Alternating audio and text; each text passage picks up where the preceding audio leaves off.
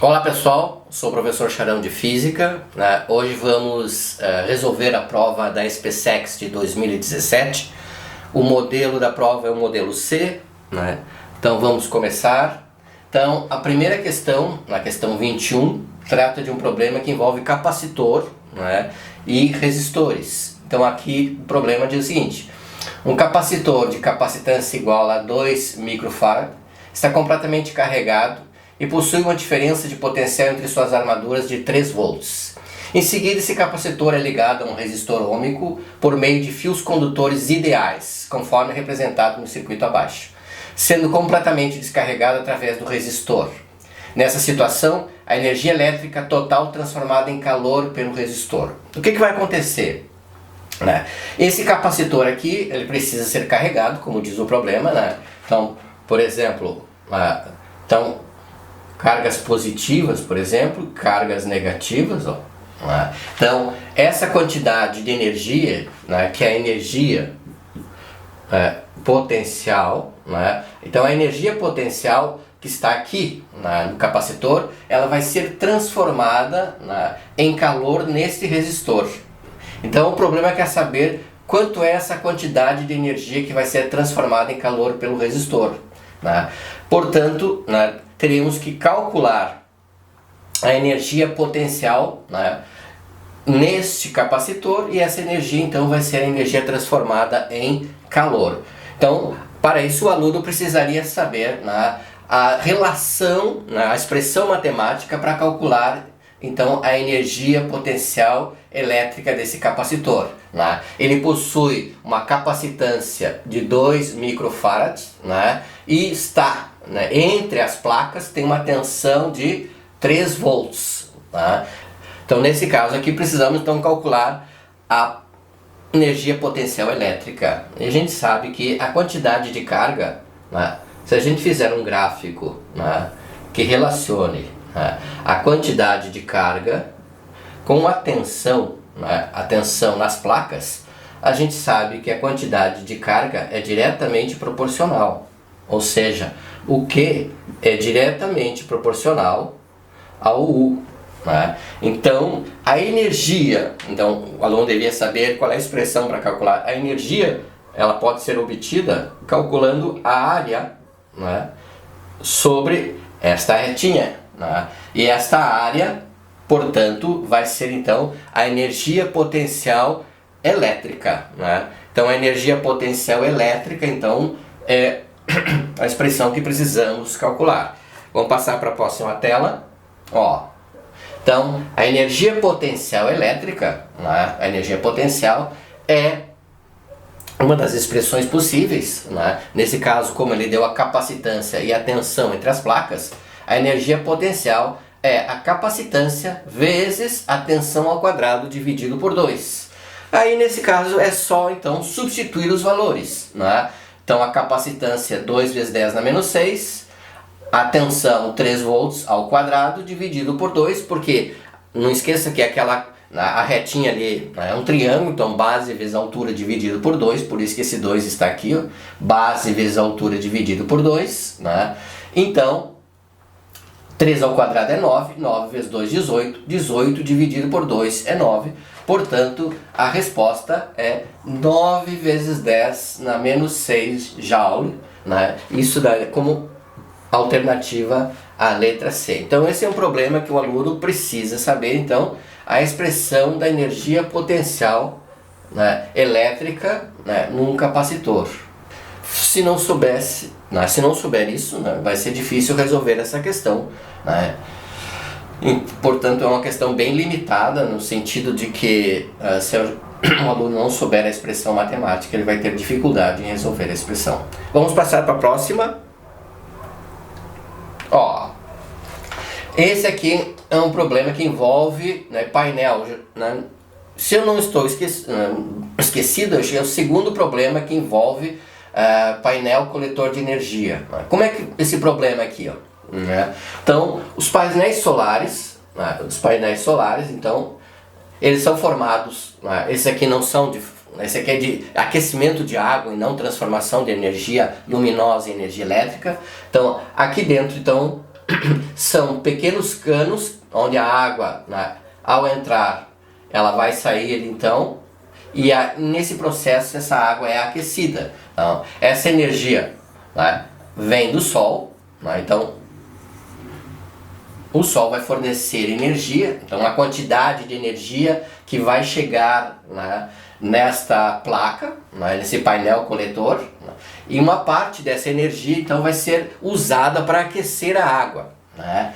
E o problema pede o seguinte, ó, painel coletor de energia solar é utilizado para aquecer a água de uma residência e todo o sistema tem um rendimento de, ó, o rendimento é de 60%, significa que, né, uma parte ele perde, uma parte é usado.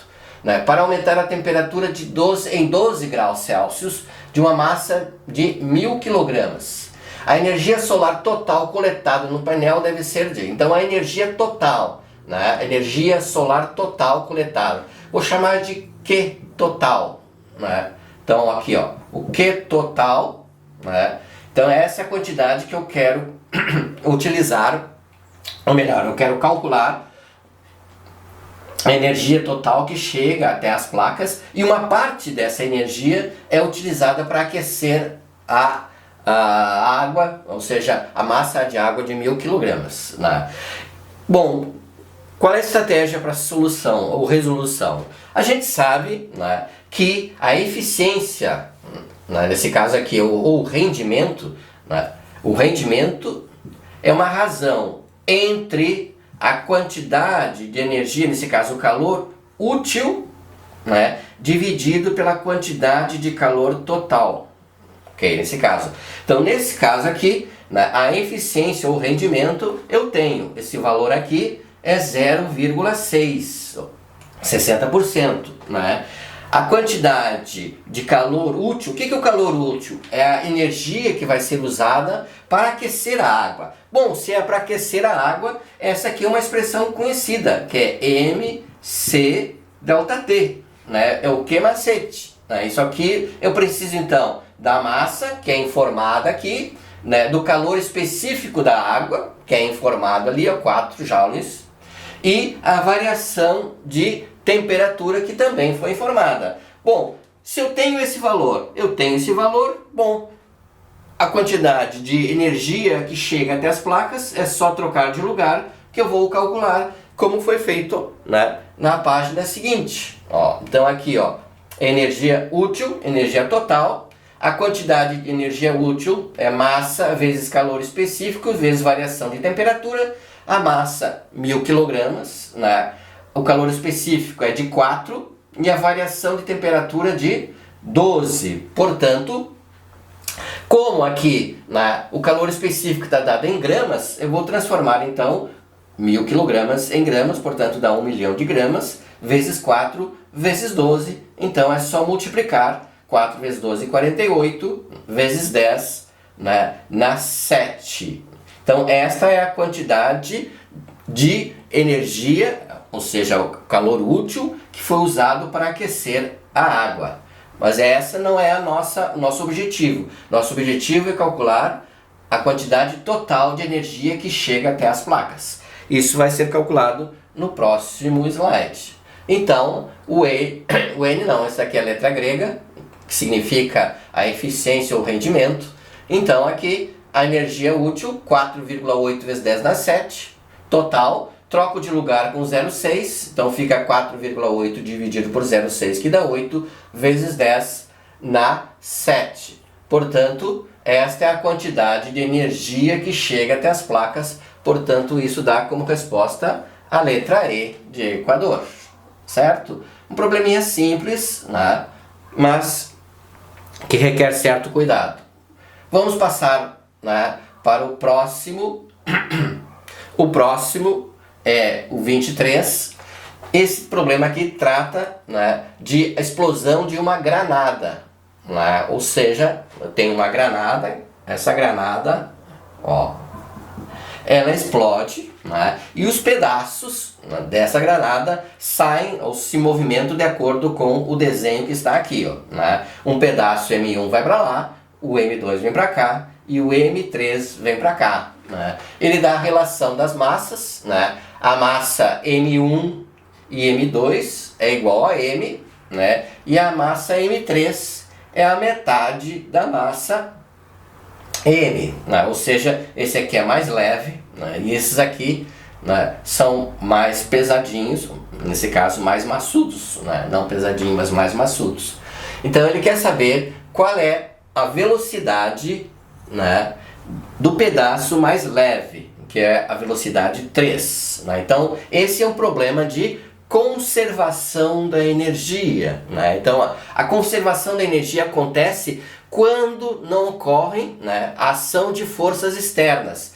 Então aqui não existe forças externas atuando na explosão, é algo interno, né? Ou seja, da própria bomba, nesse caso aqui a própria granada. Então nesse caso aqui, né, quando isso acontece, significa que a quantidade de movimento se conserva, ou seja, a quantidade de movimento antes, né, a quantidade de movimento antes é igual à quantidade de movimento depois, certo? Bom, mas a quantidade de movimento, a gente sabe muito bem que é massa vezes a velocidade, né? Mas a velocidade antes é zero, né? Então se a velocidade antes é zero, significa então que a quantidade de movimento antes também é zero, porque está em repouso. Velocidade zero, quantidade de movimento igual a zero. Portanto, eu só vou ter quantidade de movimento depois, né? Não observe o seguinte, né? Quantidade de movimento é uma grandeza vetorial, portanto ela se soma como vetor, né? Então observe aqui pelo desenho, né, como é que a estratégia de resolução. Então o que eu vou pegar? Observe aqui, ó. Se eu fizer, né, a resultante, ó, da quantidade de movimento da massa 1 e da massa 2, eu vou obter este valor aqui, ó, né? Este valor, a quantidade de movimento resultante, né, parcialmente resultante da massa 1, né, com a massa 2, poderia chamar aqui, ó, Q12, seria a quantidade de movimento da massa 1 e da massa 2. Observe que isso aqui é um triângulo retângulo, portanto isso aqui é Pitágoras. E essa quantidade aqui, observa, né, tem que ser igual a essa aqui. Por quê? Porque a quantidade de movimento, né, ela se conserva. Se conserva, ou seja, a soma, né, da variação da quantidade de movimento tem que ser igual a zero. Portanto, esta quantidade de movimento, né, ela tem que ser igual a essa quantidade de movimento, vetores de mesma direção, mas sentidos opostos, eles tendem a se anular. Então, se eu calcular este valor, eu igualo com este valor e vou achar então a velocidade 3. É que vai ser feito na próxima página. Observe aqui, né? Aqui eu expliquei então a situação não ocorre então forças externas, a quantidade de movimento antes igual à quantidade de movimento depois, portanto se conserva. Né? Então o que eu fiz aqui? Né? Calculei a quantidade de movimento 1 e a quantidade de movimento 2, né? Massa vezes a velocidade, e a quantidade de movimento 3. Né? Então calculei a resultante dessas duas. Está aqui, ó, né? Que eu coloquei aqui, né?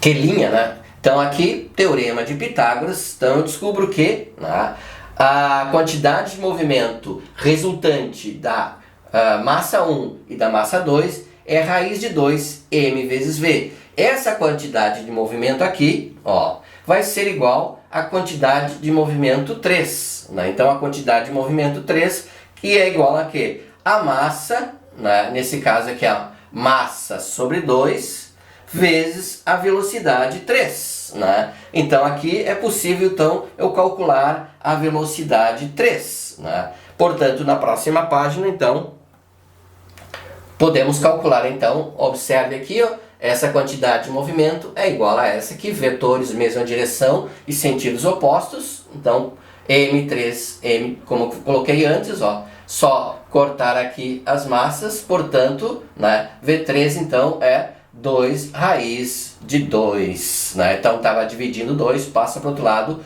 multiplicando. Então a velocidade do pedaço 3 é 2 raiz de 2. Isso dá como letra a letra E.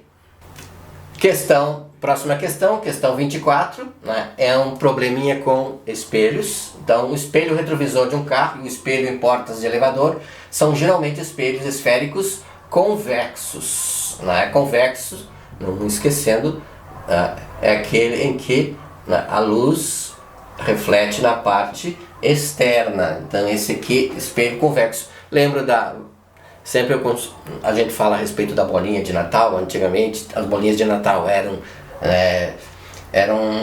de vidro e, portanto, eram bem espelhadas. Então a gente via então a imagem, né, refletida numa bolinha de Natal, é o equivalente a uma imagem num espelho esférico convexo. Então ele quer saber quais são as características da imagem num espelho esférico convexo, né? Então, esse é um probleminha então que ou a gente sabe ele, digamos assim, de cor, entre aspas, ou a gente pode desenhar, né, a imagem. Foi o que eu fiz na próxima página aqui, ó, né? Peguei então um espelho convexo, né, e usei para isso dois raios que a gente chama raios notáveis, né, os raios principais. Então aqui está o objeto, né? Então eu peguei aqui um dos raios, o raio 1. O que é o raio 1? É o raio paralelo ao eixo principal. O que acontece? O raio de luz bate no espelho, reflete de acordo com as leis da reflexão, né? E depois peguei o raio 2, aquele que incide no vértice, né? Todo raio que incide no vértice, o ângulo de incidência é igual ao ângulo de reflexão. Observe que os raios são refletidos, portanto não consigo formar imagem deste lado do espelho, né? Nesse caso aqui eu não consigo formar a imagem porque os raios refletidos não se cruzam. Se cruzam os raios projetados, o raio projetado, ou seja, para dentro do espelho. Então esse raio, que foi o refletido raio 1, eu projetando para dentro do espelho, e o raio 2 projetando para dentro do espelho, eles vão se encontrar nesse ponto. Portanto, a imagem está aqui, ó, né? Característica dela: como ela é formada dentro do espelho, ela é do tipo virtual, né? Toda a imagem virtual é formada pelo prolongamento dos raios refletidos. Então, isso é uma imagem virtual, ou seja, é a imagem que está dentro do espelho, né? E o tamanho dela é menor. Ou seja, comparando, ela sempre vai ser menor, não interessa em que posição eu colocar o objeto, a imagem sempre vai ficar menor do que o objeto. E por último, ela é direita. Direita significa que ela não é virada de cabeça para baixo, ela está de cabeça para cima. Então essas são as três características. A imagem é do tipo virtual, ela é menor do que o objeto, ela é direita. Portanto, a resposta... Letra B de Brasil. Esse é um probleminha bem simples. Vamos passar para o próximo, né? O 25. Esse já é um problema bem mais, digamos assim, é um problema bem mais complexo, né? Trata-se de um problema que envolve como, né, a SpaceX adora, né, problemas com equilíbrio estático. Eu sempre falo que toda prova da SpaceX tem problema de equilíbrio, né? Nesse caso aqui não foge a regra, equilíbrio estático, né? Então o que temos aqui, qual é a situação? Nós temos uma haste, né? Esta haste está depositada sobre essa estrutura, uma parede vertical, né? Aqui na base da haste existe um cabo, né? Qual é a função desse cabo? Evitar que a haste se desloque para nesse sentido, né? Ou seja, que ela escorregue. Então o cabo está, né, evitando que isso aconteça, portanto aqui há uma força, né? Portanto o cabo, se tem cabo, uma corda, um fio, ou seja, trata-se de uma força do tipo tensão ou tração, né? E ele está então, né, colocado sobre essa quina da parede. Portanto temos forças, né, de contato, né? Então temos várias forças de contato e obviamente, né, temos a força peso, né, que são a característica dessa situação. Então a primeira coisa que devemos fazer, né, como trata-se de um problema de equilíbrio estático, é desenhar as forças, ou seja, quais são as forças que estão atuando nessa situação, né? Então as forças Aonde tem contato tem essas forças. Então, por exemplo, vamos ter força aqui, ó, né? Essa força aqui, ela é normal à haste, ou seja, ó, essa força aqui é normal à haste, e eu vou ter também uma outra força, né? Aqui, ó, a haste está tocando, né, a superfície horizontal, então aqui eu vou ter uma força também. Eu vou ter uma força aqui, que é uma força de tensão, né? Também terei, né, na metade da haste, porque ela é uma haste, ó, homogênea, portanto, na metade eu vou ter então a força peso, né? Então essa basicamente, como não tem força de atrito, né, então não vamos desenhar a força de atrito. Então aqui vou dar os nomes. Então essa aqui, por exemplo, né, posso chamar de normal. E eu chamei essa aqui, se eu não esqueci, de normal 1.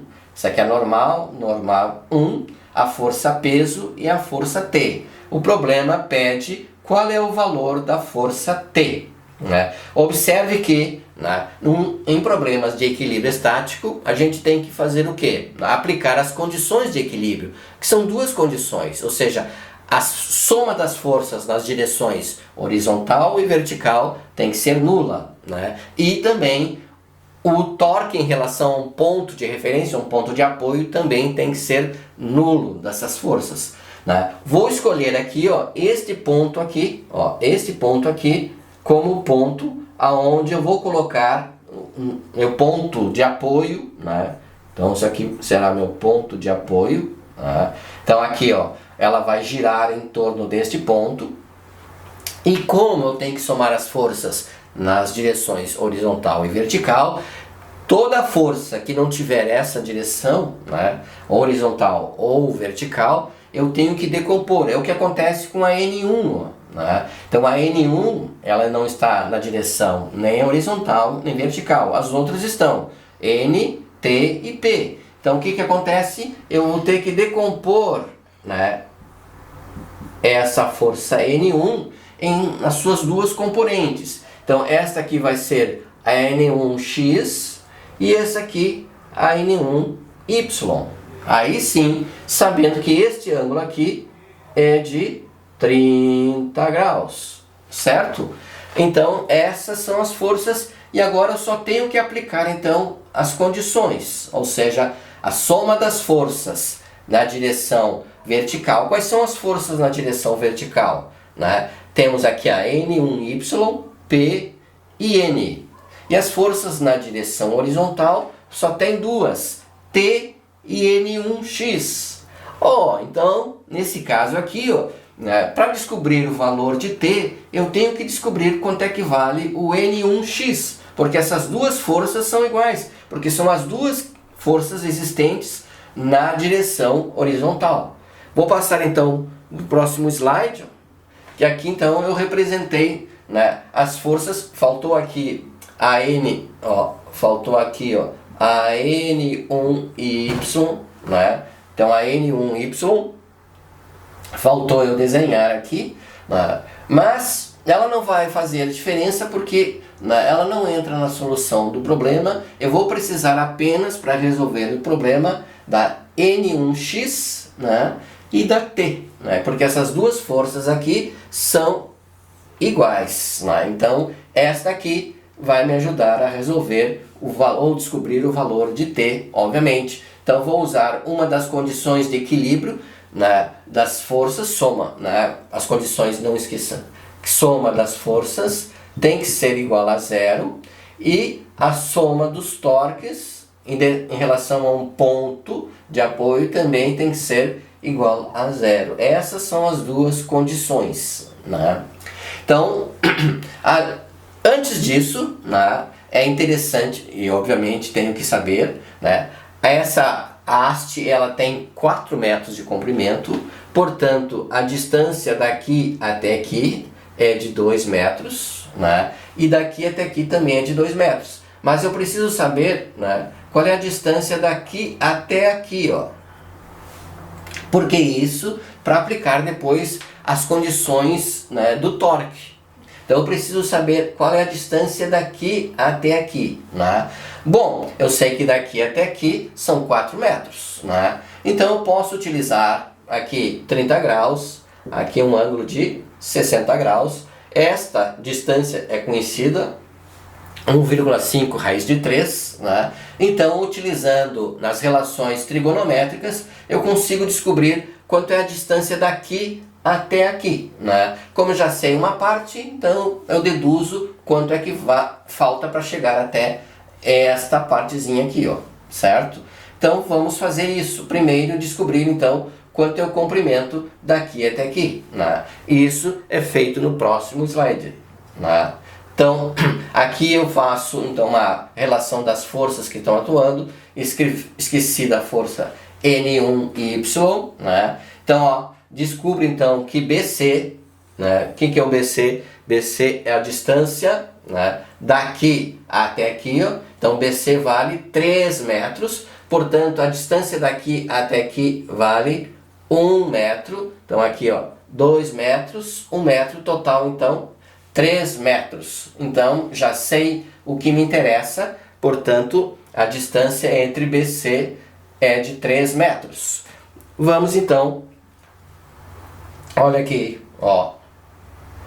Então, 2, 1, 1, né? Então, apliquei as condições, né? O que vai me interessar é as condições do equilíbrio horizontal, já falei para vocês. Então, ó, N1x, o N1x é igual a tensão, né? Nesse caso aqui, o que é o N1x? É a componente, né? Ó, é esta componente aqui, ó, dessa força chamada N1, essa componente. Esse ângulo é de 30 graus, portanto, N1x é N1 cosseno de 30 graus. Então essa é a primeira equação, coloquei ali, ó, equação 1, né? Eu deixei ela esperando. E apliquei a segunda condição, né, que é a segunda condição, que a soma dos momentos das forças no sentido horário é igual à soma dos momentos das forças no sentido anti-horário, né? Se a gente voltar lá, se a gente voltar aqui, ó, né, vamos ver então, aqui está o polo ou ponto de apoio, né? Então as forças, o que vai acontecer, né? Essas duas forças, a N e a T, né, elas não vão produzir torque justamente porque o braço de alavanca é zero, portanto, né, obviamente que eu escolhi esse ponto justamente por isso, eu evito essas duas forças. Portanto, as forças que vão gerar o torque é a força peso e a força N1x, né? Agora, qual é o sentido de rotação dessas duas forças, né? Obviamente, então, né, que essa força N1x, né, vai fazer com que essa haste se move, ou se moveria, né, no sentido anti-horário. Então seria, né, nesse sentido aqui, ó, né? E a força peso faria a haste girar nesse sentido. Então, o torque dessas duas forças, né, eles têm sentidos opostos, portanto eles são iguais. Então é isso que eu vou fazer, então, igualar o torque da força N1x. O que é o torque? É a força vezes a distância do ponto de apoio, o braço de alavanca, vezes o ângulo. Nesse caso aqui, ó, a N1, a força N1, ó, em relação à haste, tem um ângulo de 90 graus, né? Tem um ângulo de 90 graus, né? E o ângulo entre o peso e a haste, que é esse aqui, ó, tem um ângulo de 30 graus, né? Então, é isso que eu fiz, ó. N1, que é a força, aqui o braço de alavanca, né? Ó, o braço de alavanca, daqui até aqui são 3 metros, né? Vezes o seno de 90, que é o ângulo entre a força e a haste, nesse caso 90. Aqui então o peso, né? A distância, né? A distância do peso, né, é de 2 metros. Olha aqui, ó. O peso até aqui são 2 metros. Vezes o ângulo seno de 30, nesse caso aqui, eu vou descobrir quanto é que vale o N1, ó. Descobrir quanto é que vale o N1, né? Então, ao descobrir quanto equivale o N1, eu posso descobrir então quanto equivale o T, porque o T é igual a N1 cosseno de 30 graus. Então, o N1 é 20 terços vezes cosseno de 30, que é raiz de 3 sobre 2. Portanto, a tensão vai ficar, né, corta aqui, 10 raiz de 3 sobre 3. Portanto, este é o valor da tensão, né, no cabo que sustenta a haste, evitando que ela escorregue. Portanto, a resposta é a letra C de Canadá. Então, esse é um probleminha bem razoável, né, de médio para difícil. Portanto, atenção, porque sempre vai cair problemas de equilíbrio, né? Dificilmente não vai cair um problema de equilíbrio na prova da SpaceX, né? Todo ano eles gostam de problemas, né, que envolvem problemas de equilíbrio. Vamos passar então para 26, que diz o seguinte: uma partícula com carga elétrica negativa é igual a menos 10 na menos 8, enquanto se fixa num ponto do espaço.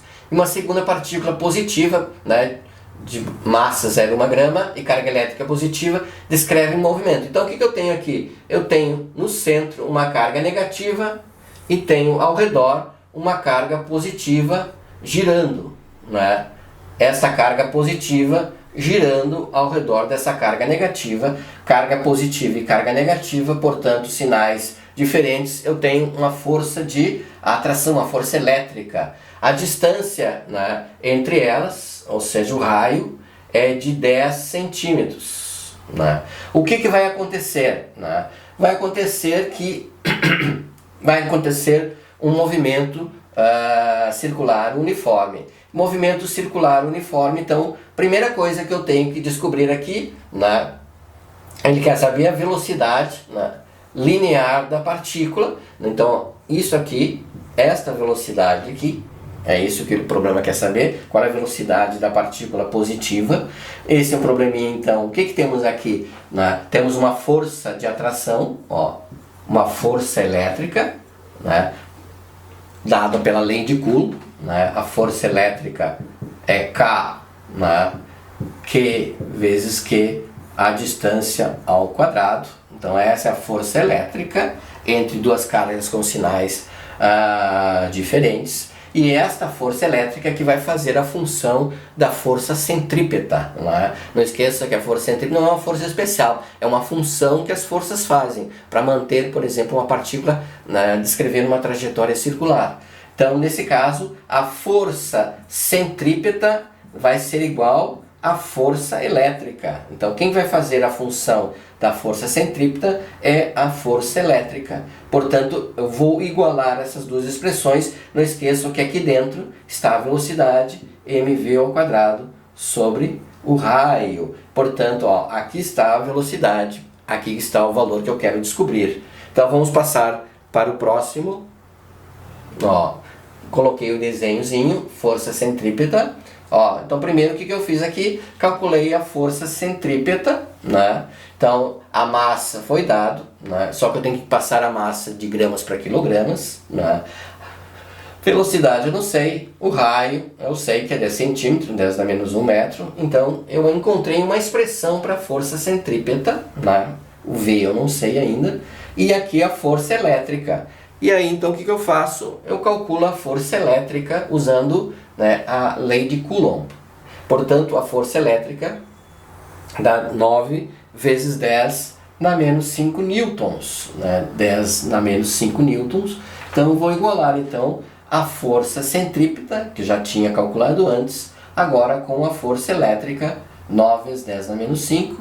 Portanto, uma raiz quadrada vai dar então de 3 vezes 10 na menos 1 metros por segundo, ou tirando da forma de notação científica para 0,3 metros por segundo. Portanto, esta é a velocidade linear, ou seja, a partícula se movimentando, nesse caso aqui, né? Então a partícula está se movimentando, o desenho aqui está nesse sentido aqui, então essa é a velocidade da partícula se estiver girando no sentido anti-horário. Portanto, esta é o valor calculado de 0,3 metros por segundo. Portanto, a opção é a letra A, né? Aqui nessa provinha modelo C. vamos passar para o próximo problema, né? Então, ou esse probleminha aqui, né, o problema 27, trata-se de um problema de densidade em empuxo, né? Então aqui, ó, eu tenho que três pequenos corpos, né? Esses corpos estão em equilíbrio estático, ou seja, estão em repouso e nas posições que se encontram, né? Então, olhando, né, só olhando a figura, a gente pode já concluir algumas coisas. É isso que o aluno deve observar.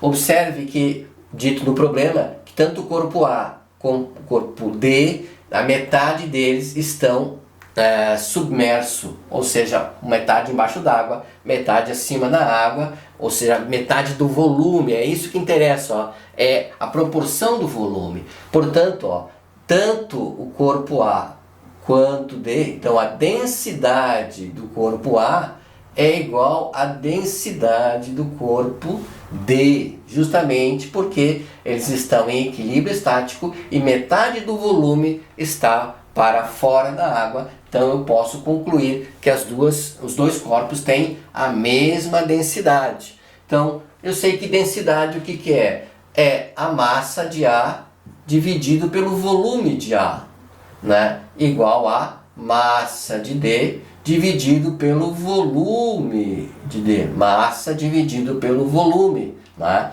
Então a massa de A, se a gente observar lá, ó, a massa de A, né, e a massa de D, nesse caso aqui, vamos descer, ó, portanto, né, a densidade do corpo A e do corpo D, então eu posso concluir então a relação entre A e D, né?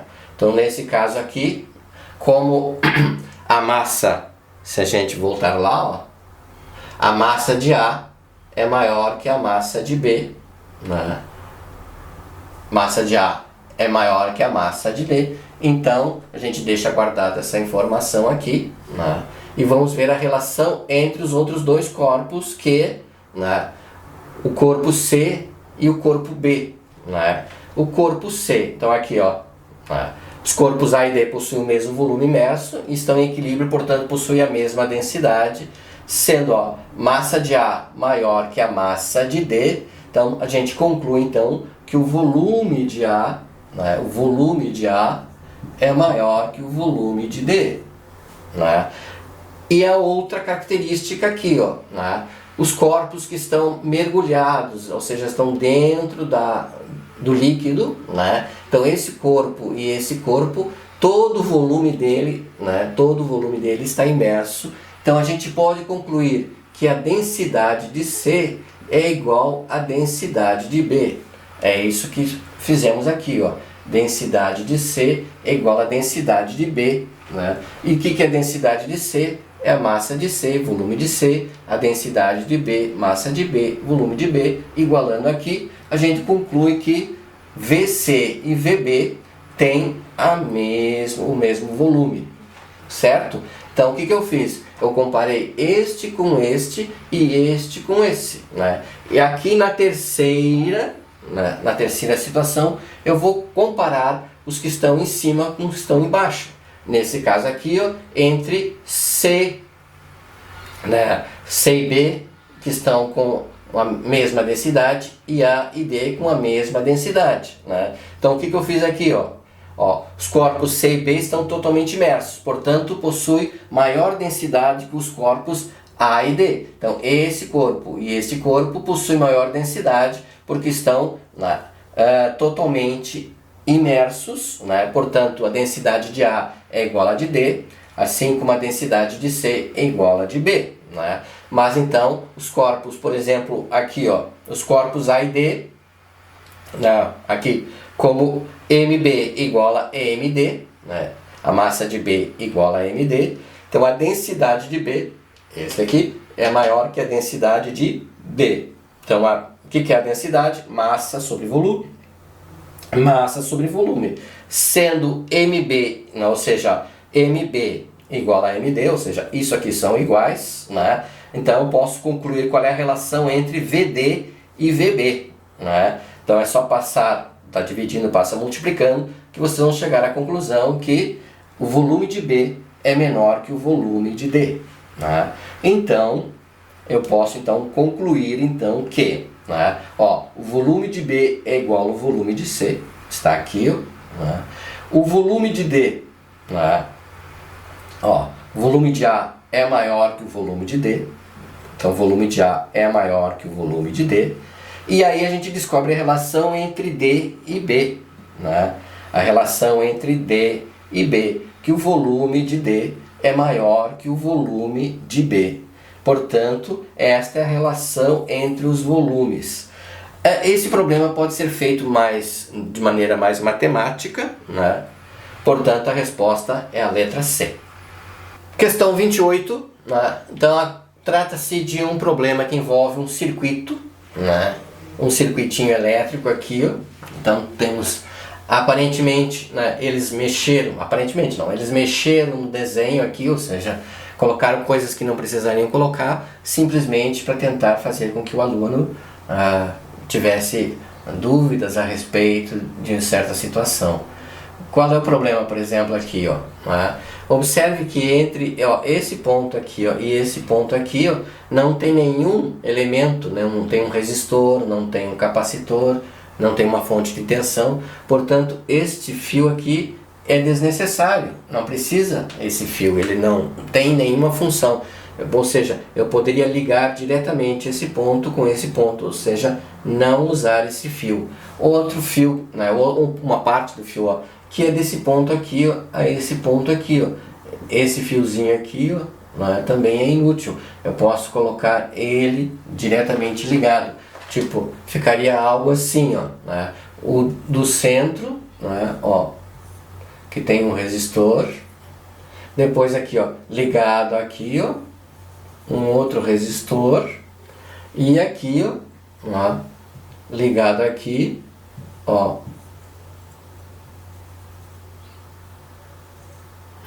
Então aqui estão os dois pontos, ó, esse ponto e esse ponto aqui, né?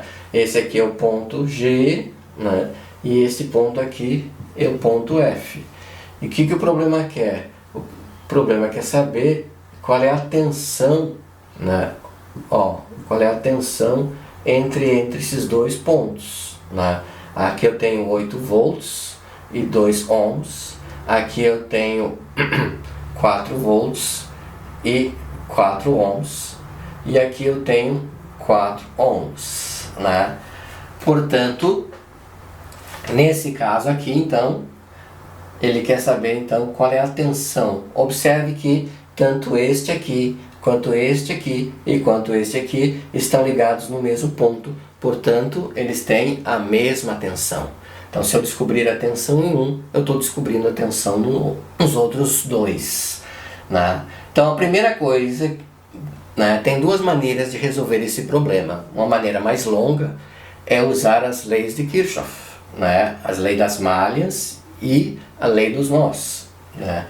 E o outro, né, mais breve, mais rápido, né, seria observar que, né, o que eu tenho aqui, como eles têm a mesma tensão, ó, então a tensão nesta parte, nesta e nesta são todas iguais. Então eu posso ligar eles através da tensão, né? Bom, observe que também que eu tenho aqui uma fonte de 4 volts, outro de 8 volts, né? Portanto, ele disse que há, nesse caso, nesse circuito, um gerador e também tem um receptor. Então aqui está o nosso gerador, aqui está o nosso receptor, gerador com a tensão maior, receptor com a tensão menor, né? Também posso utilizar aqui para saber a diferença entre gerador e receptor, é o sentido da corrente, né? Então aqui eu tenho um polo negativo, aqui tem um polo positivo, negativo e um polo positivo, né? Portanto, aqui a primeira coisa que eu vou fazer é desenhar os sentidos, né, da corrente. Aqui, ó, tem um nó. Então, eu vou usar uma das leis de Kirchhoff, né? Qual é a lei de Kirchhoff que relaciona as correntes, que está ligado com o princípio da conservação da carga elétrica, né? Ou seja, né, se eu representar aqui, ó, essa corrente aqui I1, né? Aqui a corrente I2, essas duas correntes elas se juntarão aqui e formarão a corrente I. Portanto, a corrente I é a corrente I1 mais a corrente I2. Né? Então essa aqui é uma das leis de Kirchhoff, né? Que aplica o princípio, né, da conservação da carga elétrica. Portanto, essa aqui já é uma equaçãozinha que eu vou usar. Né? Então essa equaçãozinha aqui eu posso utilizar para resolver esse circuito. Bom, como aqui tem um gerador, né? Bom, eu sei, por exemplo, a equação do gerador. Lembram disso? Né? A equação do gerador, U igual, né, UE menos I vezes R. Né? E também tem a equação do receptor. Né? Qual é a equação do receptor? Aqui é do gerador. Do receptor, né? E, nesse caso aqui, mais IR. Nesse caso aqui, como aqui é do gerador, é o I. Aqui do receptor seria o I1 e aqui o R. Certo? E aqui, ó, né, eu tenho um resistor. Portanto, no resistor é a lei de Ohm, o U que ri. Ó. Sendo que a corrente aqui é a corrente 2. Ó.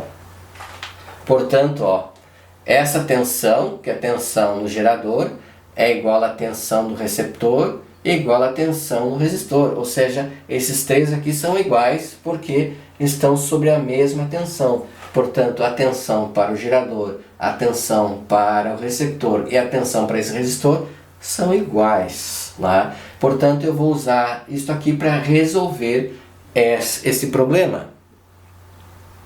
Olha aqui, né? Então aqui estão desenhados, né? Aqui, ó, estão desenhadas as correntes I1 e I2, se encontra aqui o I e fecha. E observe que a tensão aqui é a mesma, né? Ó, observe como o voltímetro indica que a tensão está em paralelo com os três dispositivos, todos eles possuem a mesma DDP, né? Portanto, descobrir o valor de um, eu descubro o valor de outro. Então, coloquei a equação para o gerador, ó, a equação do gerador está aqui, ó, né? Nesse caso, o E é 8 volts, né? E o R é 2 e o I, né, a corrente eu não sei. Para o receptor, então a equação do receptor está aqui, ó. O E eu sei que é 4, né? O R' é 4 também, e o I1 eu não sei, né? Portanto, aqui eu já tenho a equação 1, a equação 2, né? A equação 3, né, é para o resistor, que é a primeira lei de Ohm. Então aqui, ó, o U, R é de 4 e o I, eu botei aqui como I3, né? Aqui tá errado, ó. Não é I3, é I2, né? Aqui é I2. Portanto, então eu tenho aqui, né, 1, 2, 3, 4 equações, e com essas 4 equações, então, eu vou descobrir as correntes, e com as correntes eu vou descobrir a tensão. Então, eu igualei, né, para resolver, igualamos a equação 1 com a equação 2, né, equação 1 com a equação 2, e obtemos uma relação entre a corrente I1 e a corrente I. Né? Depois igualamos a equação 1 com a equação 3 e obtemos uma relação entre a corrente 2 e a corrente I. Né? Então, ó, eu vou pegar essas duas agora, ó, a relação de I1 com I e a relação de I2 com I, e vou pegar então essa aqui, ó, I igual I1 mais I2. Né? O I tá aqui, ó. O que é o I1? Né? O I1 é I menos I sobre 2, ó, 1 menos I sobre 2, mais a I2. O que é I2? É 2, ó, menos I sobre 2. Né? E aqui então eu vou descobrir o valor de I. Né? Ó, o valor de I é 1,5 amperes. E aí Substituindo em uma daquelas expressões lá, eu vou descobrir então quanto é que vale a tensão. 2 vezes I, que é 1,5, dá 3. 8 menos 3 é 5 volts. Né?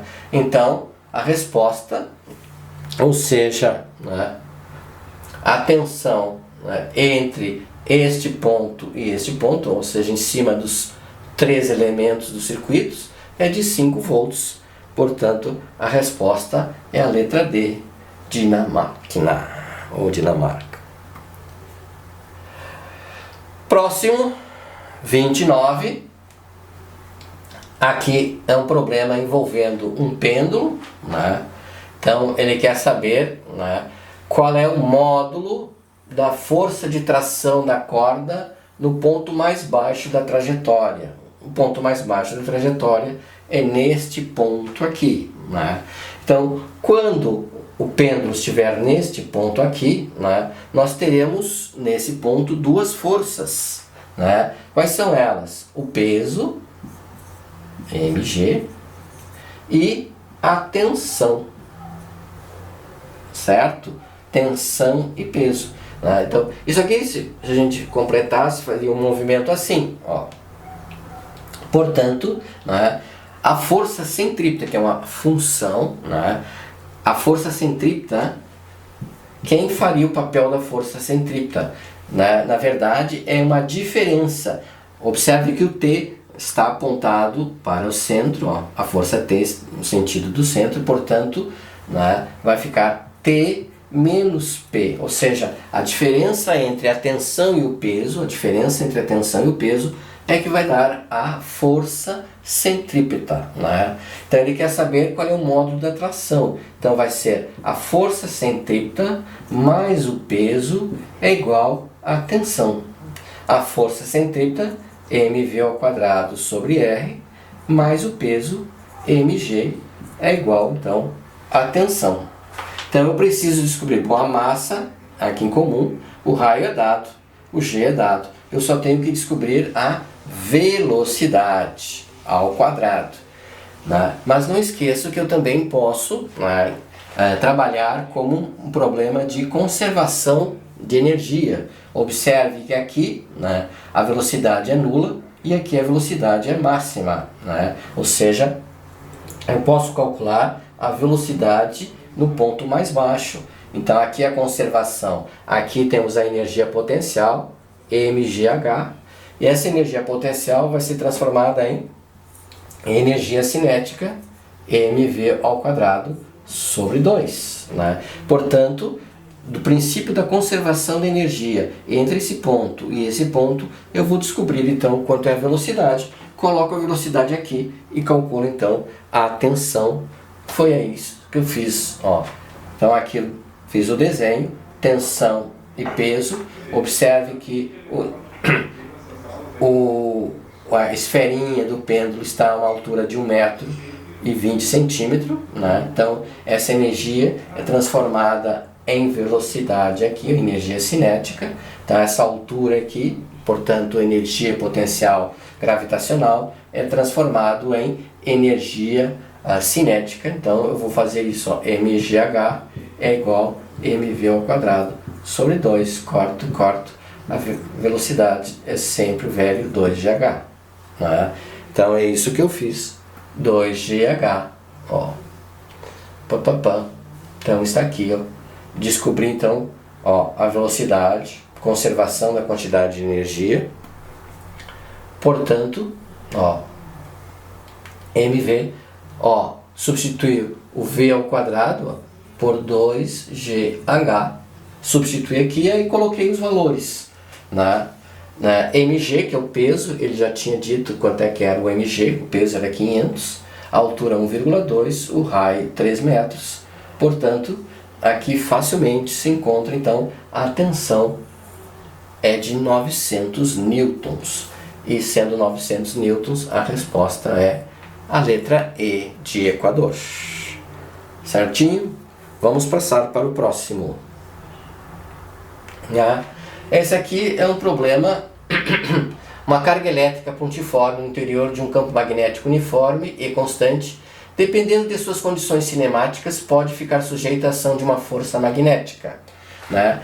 Lembra, a força magnética, né, sobre uma carga em movimento, né, é QB, ó. Nesse caso aqui, se a carga, seno do ângulo, né? Então nesse caso aqui, essa é a força magnética que atua, né? Essa força magnética atua sobre uma carga quando essa carga entra em um determinado campo, né? Então poderíamos ter força sobre essa carga ou não. Isso vai depender do quê? Do ângulo entre entre a velocidade e o campo magnético, ó, porque aqui temos o seno. Esse ângulo é entre a velocidade e o campo. Observe, ó, se a velocidade for nesse sentido e o campo for nesse sentido, então o ângulo que eu tenho aqui é de 0 graus. E seno de 0 é 0. Portanto, a força magnética vai ser 0. Outra coisa, né? Se a velocidade for nesse sentido e o campo nesse sentido, né? Observe que o ângulo aqui é de 180 graus e seno de 180 também é 0.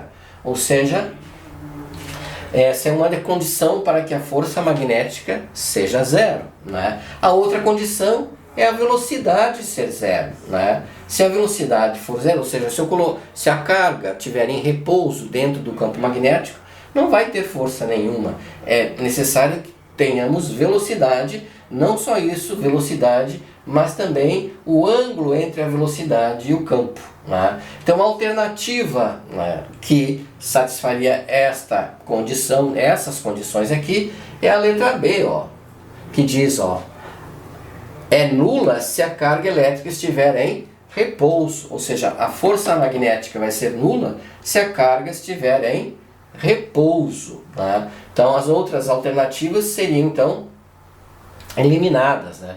Tem a mesma direção do campo magnético se a carga, né, que tiver velocidade perpendicular a ele, né? Então, eliminando as alternativas, né, ficamos então com a alternativa B. E aqui então coloco, né, as condições para que a força magnética seja 0. Ó, velocidade 0 ou, né, a mesma direção e sentidos opostos, né, nesse caso entre a velocidade e o campo magnético. Portanto, a resposta é a letra B de Brasil, né? Aqui agora então, esse é um probleminha com roldanas, né? Probleminha com roldanas. Então vou mostrar aqui o desenho, ó. Então aqui eu tenho uma força que está puxando um bloco, né? E essa força é ligada ao bloco através de 3 roldanas. E observe que essas roldanas são livres, não são fixas. Portanto, eu tenho 3 roldanas. Portanto, né, quais são as forças que eu tenho, né? Bom, aqui eu vou ter então essa força F e vai se contrapor essa força. Bom, aqui eu tenho então, ó, o peso, certo? Tem o peso aqui. Então, as suas duas componentes, ó. Esse aqui seria o PY e esse aqui então o PX. E a tendência é de subir, portanto, ele disse que tem força de atrito, ó. Muito bem. Então, essa força aqui, como a gente já viu, né? Então, essa força aqui, ó, ela vai ser o quê? Quem é que vai se contrapor ela? O PX mais a força de atrito dividido por 2 elevado na 3. Né? 2 elevado na 3 porque eu tenho 3 polias móveis. Portanto, dividido, isso aqui é 8. Então, dividido por 8. Então, para calcular a força, eu tenho que descobrir o PX, descobrir a força de atrito, né? Colocar aqui e dividir tudo por 8. Né? Olha aqui, ó, 8F. Portanto, foi isso que foi feito. Né? Então aqui, ó, desenhei as forças, força de atrito, o PX, seno de 37 graus, né? O bloco tem a massa de 100 kg, né? Foi isso que eu fiz, né?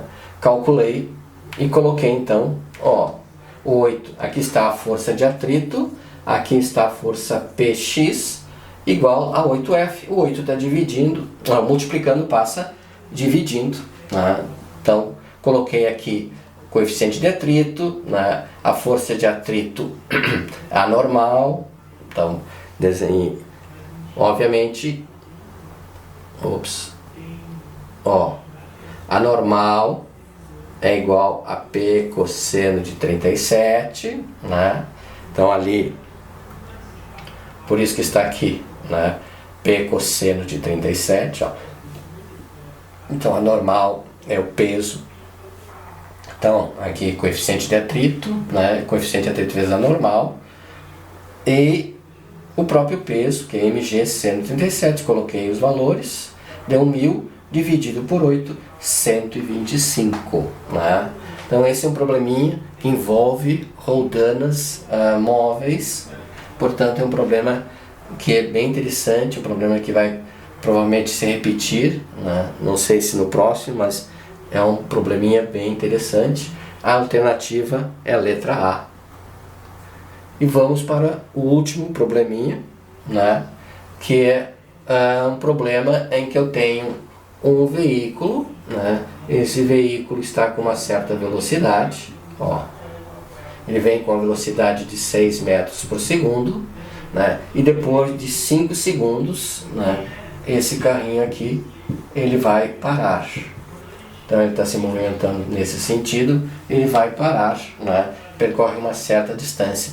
Eu queria saber o valor absoluto do trabalho realizado pela força de atrito, né? Então isso aqui vamos usar o teorema da energia cinética, que diz o seguinte, que o trabalho, então a única força que vai, né, ser interessante aqui é a força de atrito, porque ele parou por causa da força de atrito.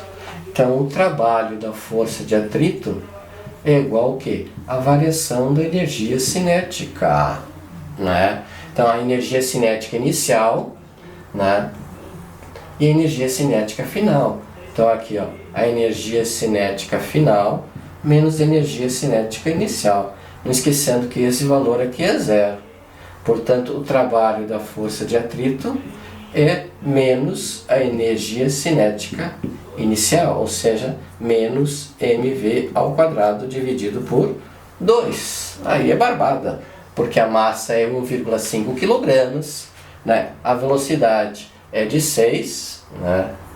Então aqui 1,5 kg, 6 ao quadrado dividido por 2. Isso vai dar, né, menos 27, mas ele quer um módulo, né? Apenas o valor absoluto ou um módulo, portanto é 27 joules. Claro que o sinal negativo quer dizer que o trabalho da força negativa, não, o trabalho da força de atrito é um trabalho dissipativo contra o movimento. Então o sinal negativo é isso que ele quer dizer, que é uma força, né, com características dissipativas. Então aqui eu coloquei então um desenhozinho explicando a situação, e aqui a resolução, portanto o trabalho da força de atrito, botei o W aqui, mas pode ser a letra tal ou o W de work, trabalho, ao sinal negativo significa que a energia foi dissipativa pelo atrito, portanto a resposta é letra D, Dinamarca. Portanto, terminamos aqui então a resolução da prova da SpaceX 2017, modelo C, certo pessoal? Até a próxima prova, até mais!